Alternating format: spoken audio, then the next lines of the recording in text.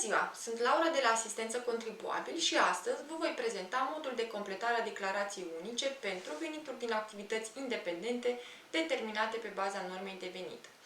Vă voi prezenta următoarea situație ipotetică.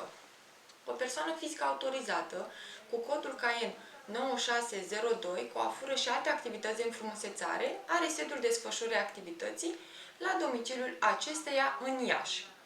A fost înființată în anul 2020 prin documentul de autorizare numărul 123 din data de 1/1/2020 și a determinat de la început venitul net anual pe baza normei de venit. În anul 2022, norma de venit pentru activitatea desfășurată este de 32.000 de lei. Întrucât norma de venit depășește plafonul reprezentând 12 salarii minim brute, persoana fizică are obligația de a declara și plăti, pe lângă impozitul pe venit, și contribuția de asigurări sociale și contribuția de asigurări sociale de sănătate.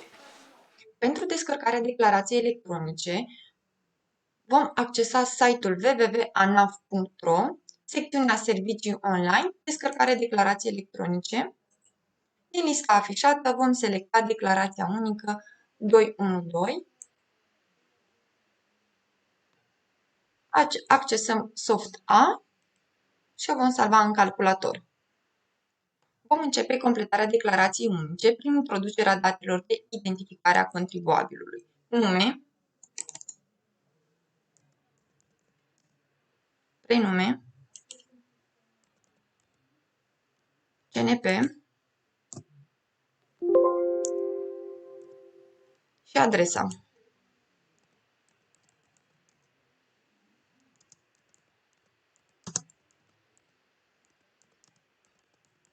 În continuare, vom bifa secțiunile aferente situației noastre.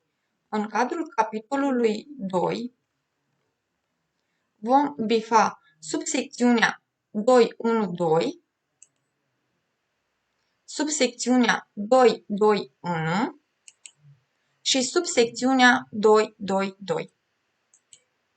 Având în vedere situația ipotetică în care ne aflăm, în cadrul subsecțiunii 212, vom bifa la forma de organizare individual, obiectul principal de activitate, codul CAEN 9602, sediul, vom trece adresa,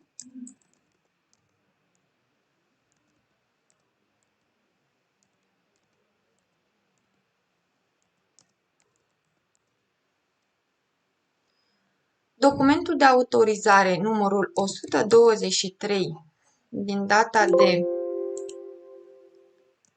01/01/2020, la date privind impozitul anual datorat, norma de venit va fi în cuantum de 32.000 de lei, norma ajustată potrivit codului fiscal. Dacă nu aplicăm coeficienți de ajustare, vom introduce aceeași sumă din categoria precedentă, respectiv 32.000 de lei. Venit net anual, din care va fi același cu cel din categoria normă ajustată și astfel vor rezulta venitul impozabil și impozitul anual. Trecem suma de 32.000 de lei. Mai departe vom completa subsecțiunea 221, unde vom introduce la total venit estimat pentru încadrarea ca plătitor de CAS venitul net de 32.000 de lei. Bifăm punctul A, obțin venituri peste plafon minim. Noi am ales plafonul minim valabil pentru anul 2022, respectiv 30.600 de lei.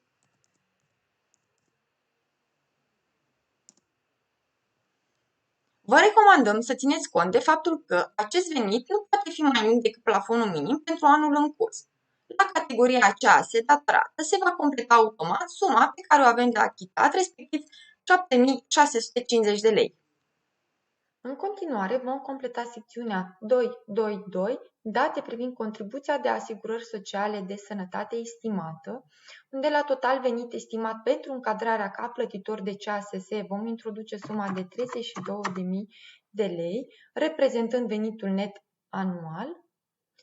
bifăm punctul A, obțin venituri peste plafonul minim, unde vom introduce suma de 3060, reprezentând contribuția de asigurări sociale de sănătate estimată. Mai jos se regăsește secțiunea 2.3, sumarul obligațiilor privind impozitul pe venitul estimat și contribuțiile sociale estimate datorate, stabilite prin declarația curentă. Acum că am terminat de completat declarația, ne vom întoarce pe prima pagină, unde, în colțul din stânga sus, vom acționa căsuța verde validează formularul.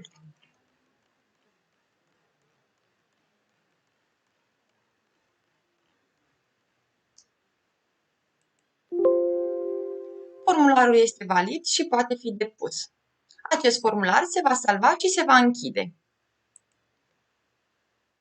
Pentru transmiterea declarației unice, ne vom întoarce pe pagina www.anaf.ro, vom accesa din partea dreaptă a ecranului pictograma SPV și apoi căsuța Depunere declarație unică și alte formulare SPV-PF. Vom introduce datele de utilizator și parola. După autentificare puteți transmite declarația. După transmitere, în secțiunea Mesaje a contului dumneavoastră de spațiul privat virtual, veți regăsi recipisa și declarația transmisă. Pentru informații suplimentare, vă invităm să apelați call center-ul ANAF. Vă mulțumim!